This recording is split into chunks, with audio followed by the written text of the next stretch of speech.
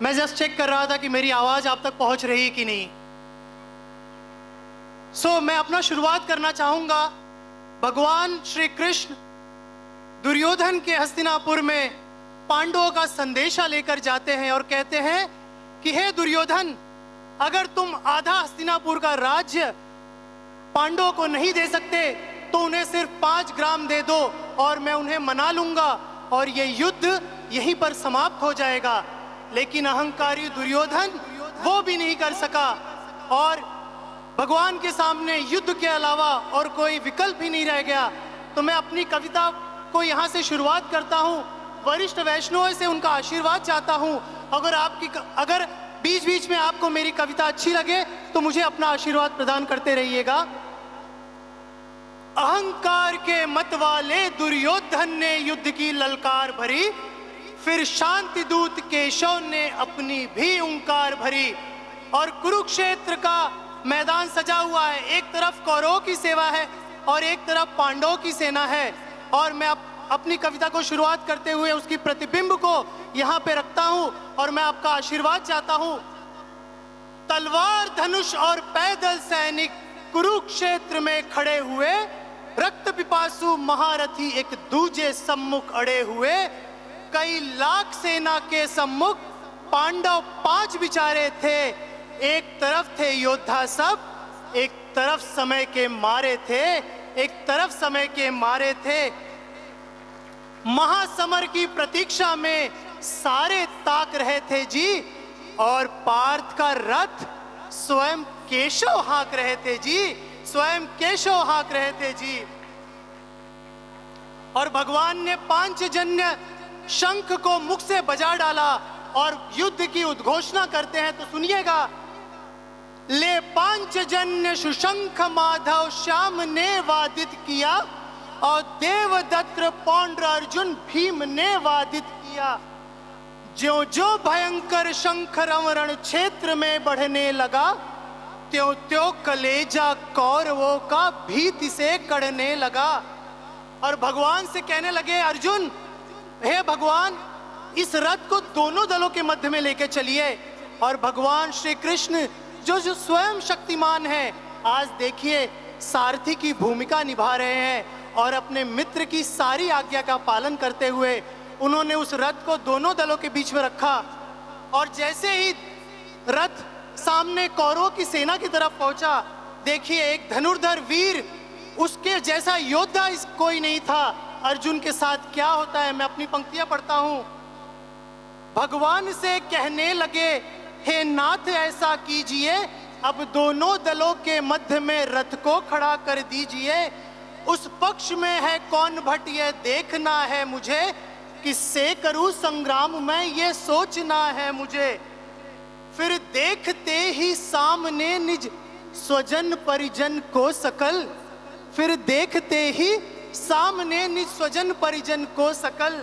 श्री कृष्ण से कहने लगे, कुंती तनय होकर विकल। अब अर्जुन जो इतने बड़े वीर थे, अपने परिजनों को देखते ही विचलित हो रहे हैं और कहते हैं कृष्ण से, विपरीत लक्षण देखता हूं कृष्ण इस संग्राम में, कैसे स्वजन को मारकर कालिख लगाऊं नाम पे, कैसे स्वजन को मारकर कालिख लगाऊं नाम पर। हे कृष्ण मुझको क्या मिलेगा, कौरवों को मारकर पाप भागी ही बनूंगा, दुष्ट का संहार कर पाप भागी ही बनूंगा, दुष्ट का संहार कर। कैसे चलाऊं कृष्ण है जो हिंसक बाण विशेष है, गुरु द्रोण अथवा भीष्म जो पूजनीय विशेष है, गुरु द्रोण अथवा भीष्म जो पूजनीय विशेष है। छोटे से भूभाग के खातिर हिंसक नहीं बनूंगा मैं, स्वर्ण ताक कर अपने कुल का विध्वंसक नहीं बनूंगा मैं। खून सने हाथों को होता राजभोग अधिकार नहीं, परिवार को मारकर सत्ता मिले तो सिंहासन स्वीकार नहीं, परिवार को मारकर सत्ता मिले तो सिंहासन स्वीकार नहीं।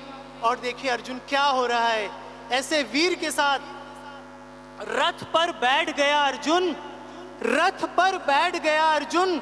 मुंह माधव से मोड़ लिया, आंख में आंसू भरकर गांडीव हाथ से छोड़ दिया, आंख में आंसू भरकर गांडीव हाथ से छोड़ दिया। और फिर देखिए क्या होता है, भगवान कृष्ण जो वहां पे स्वयं उपस्थित है, जब अपने मित्र की इस अवस्था को देखते हैं और वहीं से हमारा गीता का ज्ञान शुरू होता है। तो मैं गीता की कुछ पंक्तियां पढ़ने की कोशिश करता हूं। धर्म बचाने के खातिर एक नव अभियान शुरू हुआ, उसके बाद जगत गुरु का गीता ज्ञान शुरू हुआ, उसके बाद जगत गुरु का गीता ज्ञान शुरू हुआ। और भगवान अर्जुन से कहते हैं, निशोक हितकर शोक अर्जुन, विज्ञान का यह ज्ञान है, जीवन मरण के शोक पर पंडित न करता ध्यान है। इस विश्व में जो सर्वव्यापी नित्य है, मरता नहीं, कोई कभी उस आत्मा का नाश कर सकता नहीं, कोई कभी उस आत्मा का नाश कर सकता नहीं। जब जन्म है तब मृत्यु है, जब मृत्यु है तब जन्म भी, फिर शोक करना व्यर्थ है, मिट न सकी ये भावी कभी, फिर शोक करना व्यर्थ है, मिट न सकी ये भावी कभी। और यदि अर्जुन तुम इस युद्ध को नहीं करोगे तो देखो क्या होता है, और यदि अर्जुन करोगे नहीं तुम इस युद्ध धर्म युद्ध संग्राम को, तो नष्ट कर निज धर्म को, प्राप्त होगे पाप को, तो नष्ट निज धर्म को, पाप प्राप्त होगे पाप को। अर्जुन कहते हैं, हे कृष्ण, कुछ तो समझ गया हूं मैं, कुछ असमंजस में हूं, इतना तो समझ गया कि मैं ना स्वयं के वश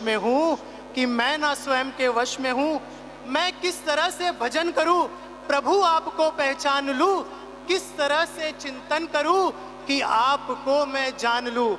और भगवान इतने दयालु हैं, वो कहते हैं कि मेरी विभूतियों का तो कोई अंत नहीं, लेकिन मैं सिर्फ संक्षेप में कहता हूं और सुनिए। और ये सिर्फ अर्जुन के लिए नहीं, ये हम सब बद्ध जीवों के लिए वो कह रहे हैं, मैं वेद में श्याम हूं और सुर मध्य श्रेष्ठ सुरेश हूं, रुद्रादिकों में शिव तथा मैं यज्ञ मध्य कुबेर हूं, रुद्रादिकों में शिव तथा मैं यज्ञ मध्य कुबेर हूं यज्ञ में, जप यज्ञ में हूं, चित्र रथ गंधर्व में, उच्चै श्रवा हूं अश्व में, गज हूं मैं ऐरावत में,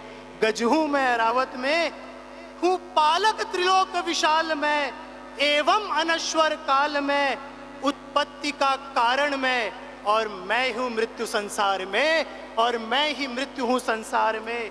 नवकांति बल ऐश्वर्य से यह विश्व जो संपन्न हुआ, हे पार्थ मेरे तेज से सब कुछ सुनो उत्पन्न हुआ, हे पार्थ मेरे तेज से सब कुछ सुनो उत्पन्न हुआ। अंतिम की 3 पंक्तियां पढ़ूंगा। भगवान जो संदेश हम सबको देना चाहते हैं कि हमें भगवान की भजन कैसे करना है, गीता में ये स्पष्ट रूप से बताते हैं, सर्वस्व अपना कर्म अर्पण कर मुझे जो ध्यान से, भजता निरंतर है मुझे एकाग्र सुस्थिर प्राण से, तुम भक्ति श्रद्धा प्रेम से निष्काम प्रभु में लीन हो, मेरे को होगे प्राप्त अर्जुन मित्र कर्म प्रवीण हो, मेरे को होगे प्राप्त अर्जुन मित्र कर्म प्रवीण हो, इस भांति मुझ में चित्त दो। अंतिम पंक्तियों में आपका आशीर्वाद चाहता हूं और अपनी पंक्तियों को मैं समाप्त करूंगा यहां पर। इस भांति मुझ में चित्त दो, भव सिंधु को तर जाओगे, वरना मुझे अभिमानवश परमार्थ से गिर जाओगे, वरना मुझे अभिमानवश परमार्थ को गिर जाओगे। बहुत बहुत धन्यवाद।